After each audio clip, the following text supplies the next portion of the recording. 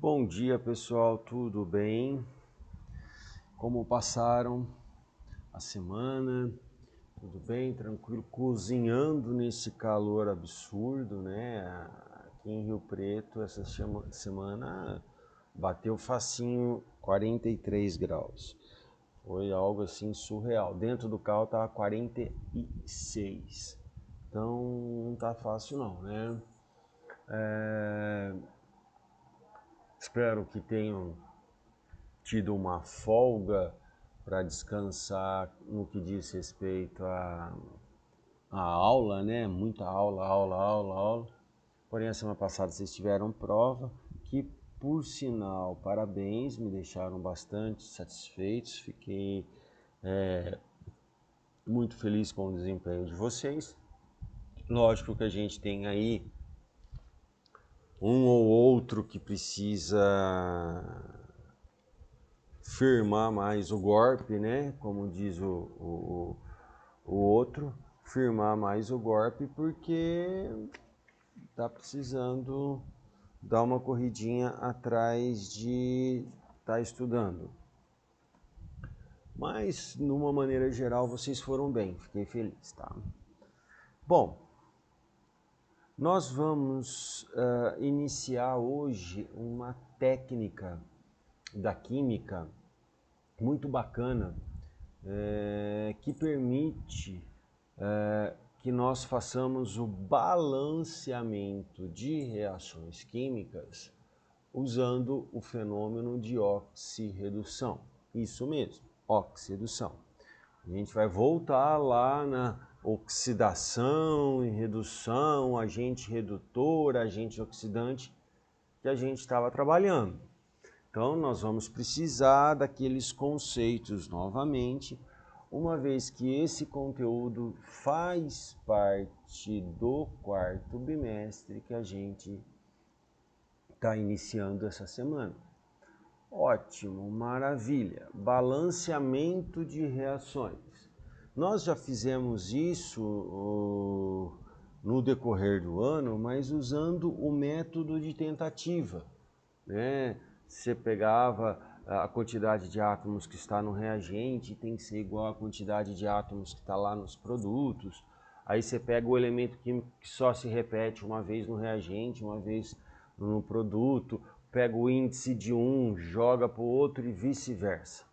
Isso daí nós fizemos, vocês já fizeram várias vezes esse tipo de exercício, e agora nós vamos fazer o balanceamento, que é igualar a quantidade de átomos do reagente com a quantidade de átomos do produto, usando a oxidação e a redução. Ótimo. Só para lembrar, coisa linda aquele emblema, Botafogo. Só para lembrar, né, a oxidação é a perda de elétrons por parte dos átomos, né? Quando isso acontece, a carga, o NOx, o número de oxidação, ele vai ficar positivo, ele tende a aumentar o número, a carga do elemento químico, e aí a gente vê aquela situação, olha lá, o zinco que está na forma sólida, ele sofre oxidação, ou seja, ele perde elétrons e se transforma em zinco mais 2 elétrons, né? Quando isso acontece, está caracterizado que ocorreu a oxidação devido a essa carga positiva que vai acompanhar o metal e ao fato do elétron estar posicionado nos produtos. Porém, o elétron não fica livre, ele não fica ali soltinho. O elétron, ele tem, ao mesmo tempo, simultaneamente que alguém perde, alguém ganha. Ele não fica livre, porque ele é extremamente reativo. Então, se ocorre a oxidação por parte de um átomo, automaticamente ocorrerá a redução por outro átomo. Se alguém perde esse elétron, alguém ganha. Então, o NOx de quem ganhou vai ficar mais negativo e a sua carga diminui. Tá? É só vocês olharem aqui esse outro exemplo que está embaixo. Eu tenho o cobre com carga positiva, esse elétron que foi perdido do zinco é absorvido. Veja só, ele saiu do produto de uma reação e foi para o reagente da outra. Significa que esse cobre está ganhando elétron. E se ele ganha sinal negativo, anula com esse positivo e ele fica zero. Aqui era zero, tiro o negativo dele, ele fica positivo. Certo? Maravilha. Porém, vocês perceberam que os elementos químicos que participaram da reação de oxirredução, eles passaram a ter carga, passaram a ter NOx. O zinco ficou mais 2, o cobre era mais 2 e zerou, e assim por diante. Existem regras que nós vamos utilizar para determinar a carga, o NOx dos elementos químicos. E quais são essas regras? Já foi comentado com vocês também, mas eu vou reforçar porque eu achei muito interessante essa tabela e eu estou compartilhando ela com vocês. Vamos lá. Toda substância simples, em qualquer caso, toda substância simples, o NOx vale zero. É só vocês olharem ali, ó. Exemplos: o hidrogênio, o oxigênio, nitrogênio, flúor, cloro, bromo, iodo, eles são substâncias simples. São moléculas formadas por só um tipo de átomo. Olha lá, olha o fósforo, o enxofre. Tá? O enxofre, cada molécula de enxofre é formada por 8 átomos de enxofre. Cada molécula de fósforo é formada por 4 átomos de fósforo. Então, são substâncias simples. Todas as substâncias simples terão NOx valendo zero. Íons. Em qualquer caso, o NOx de um íon é a carga dele. Por exemplo, o sódio ele tem um sinal de positivo, então a carga dele é mais 1. O cálcio, 2 sinais de positivo, a carga é mais 2. O alumínio, 3 sinais de positivo, é mais 3. O enxofre, menos 2. Flúor, menos 1. Nitrogênio, menos 3, tá? Então o íon, a carga dele é o NOx dele é a própria carga, perdão. Metais alcalinos, ou seja, família 1A e a prata, terão carga mais 1, sempre será carga mais 1. Quem são os metais alcalinos? Sódio, lítio, potássio, césio, rubídio. Pode ver que na molécula a carga dele sempre será mais 1. Os metais alcalinos terrosos e o zinco têm sempre carga mais 2. Vejam, metais alcalinos terrosos: berílio, magnésio, cálcio, estrôncio, bário e rádio, elementos da família 2A. Se nós olharmos, sempre teremos aqui carga mais 2, inclusive para o zinco, que tem carga mais 2 também. Os da família 3A, com destaque para o alumínio, todos terão carga mais 3. Então, o alumínio mais 3, mais 3, mais 3. Flúor. Flúor é um elemento químico que pertence à família 7A. Então, flúor, cloro, bromo, iodo. Tá? Flúor sempre será menos 1. Sempre será menos 1. A mesma coisa dos elementos da família 7A. Tá? Você tem aqui cloro, bromo, o iodo, sempre terá carga menos 1. O hidrogênio. Hidrogênio, o mais comum para o hidrogênio é ele ter a carga mais 1. Tá? Ele pode ter também menos 1, sem problema, desde que ele seja um hidreto, ou seja, ele esteja ligado a um elemento químico formando uma molécula que possui uma molécula binária, né? Ela possui só 2 tipos de elementos químicos. Então, e se ele estiver à direita, ele será estando à direita e um elemento binário, ele terá NOx menos 1. Caso contrário, sempre será mais 1 a carga do hidrogênio. O oxigênio. O oxigênio é um elemento químico que tem carga sempre menos 2. Tá, galera? Sempre carga menos 2. Existem algumas exceções? Existem. A mais comum, quando ele forma peróxido. Peróxido é um elemento binário também, onde o oxigênio sempre será a molécula mais eletronegativa. Nesse caso, vai ser menos 1 a carga dele. Os superóxidos, superóxidos são esses dois compostos, basicamente, que são classificados como superóxido. Aí a carga dele é meio. E o flúor, que como é o elemento químico mais eletronegativo, o flúor sempre será menos 1. Consequentemente, o oxigênio que está ligado a ele, como eu tenho 2 flúors, passa a ficar com mais 2. A grande maioria dos elementos químicos que tem oxigênio na molécula, a carga dele é menos 2. E as outras duas situações, quando eu tenho um composto químico qualquer, se esse composto não tem carga, não é um íon, então a soma das cargas dos átomos que compõem aquele composto tem que dar 0. E se for um íon, a soma dos átomos que compõem aquela substância tem que dar a carga do íon.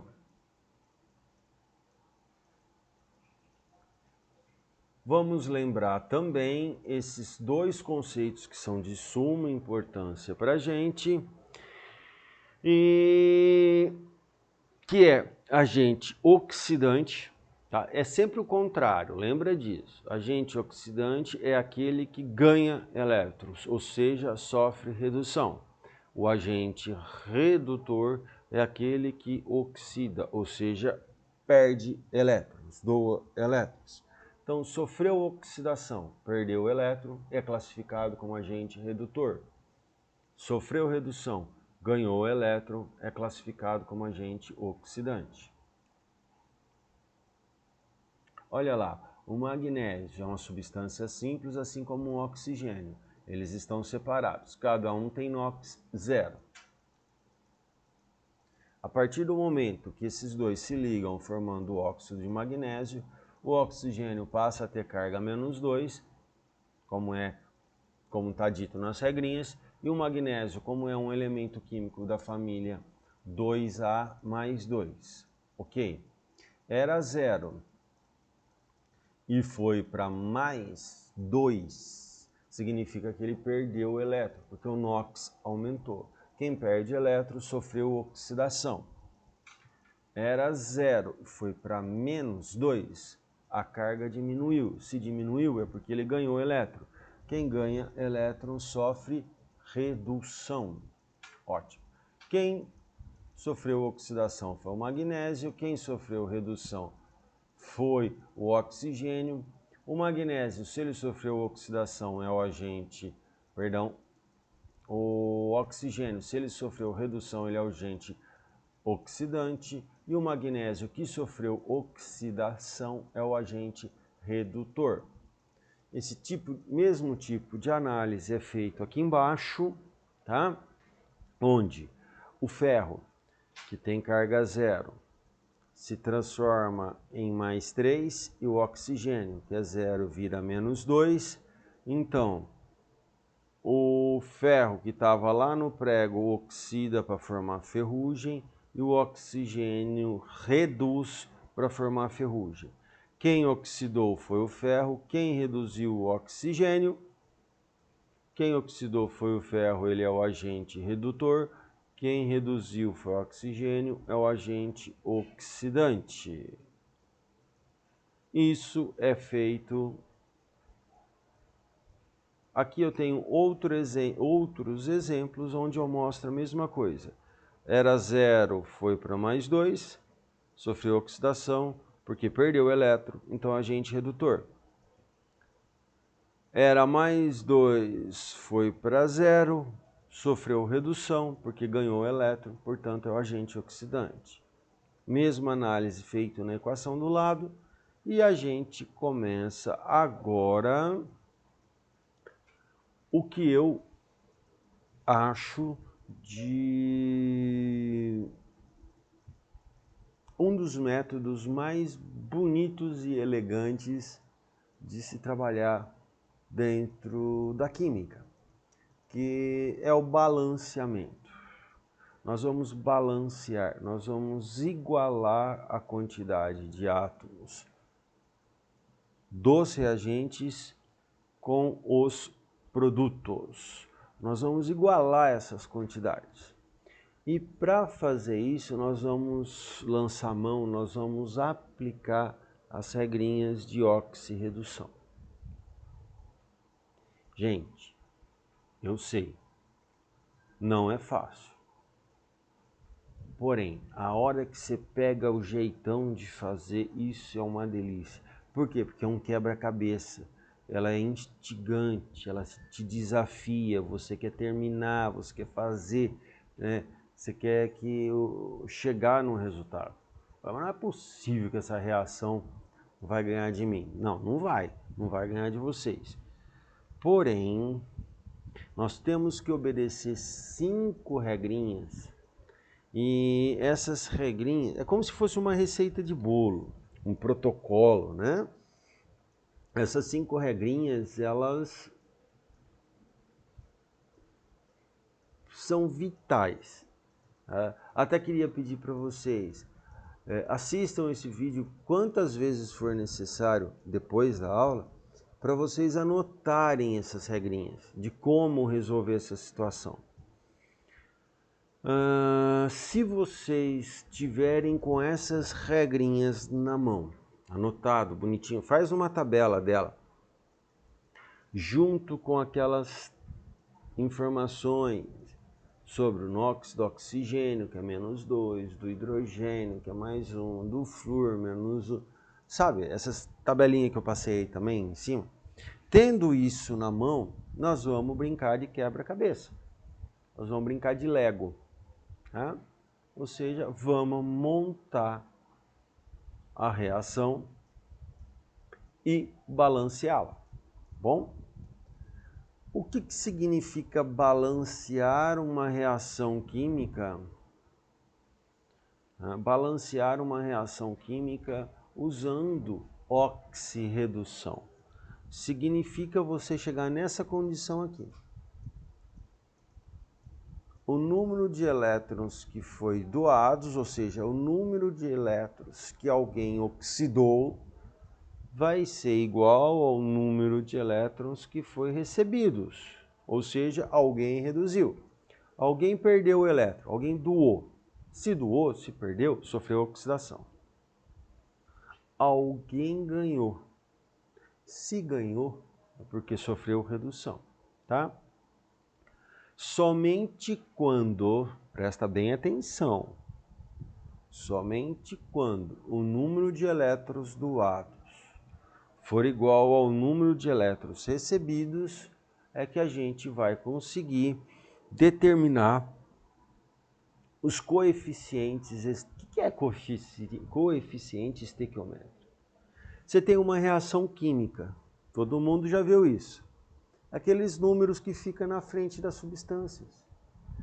Eu tenho 2 ácidos sulfúricos, 4 água, 1 sulfato de cobre. Então, aquele número, esse 1, 2, 4, são os coeficientes estequiométricos da reação. Tá? Eu disse para vocês, nós temos 5 regrinhas para trabalhar. 5 regrinhas.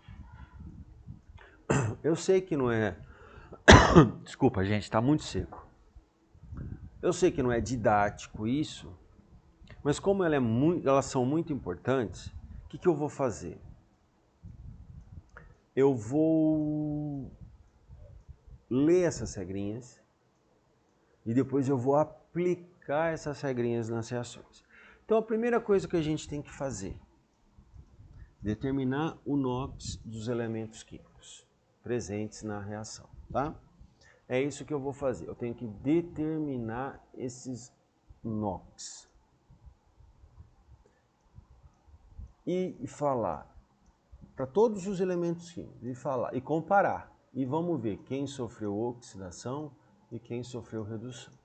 É isso que nós vamos fazer. Primeira coisa, determinar o NOx de cada elemento químico e identificar quem sofreu oxidação e quem sofreu redução. Depois, eu tenho que ver o número de elétrons totais, o número de elétrons total de quem perdeu e quem ganhou. Eu tenho que fazer essa determinação. E como que eu faço isso? Ah, eu tenho lá, o oxigênio perdeu 2 elétrons. Ótimo. Mas quantos oxigênios eu tenho?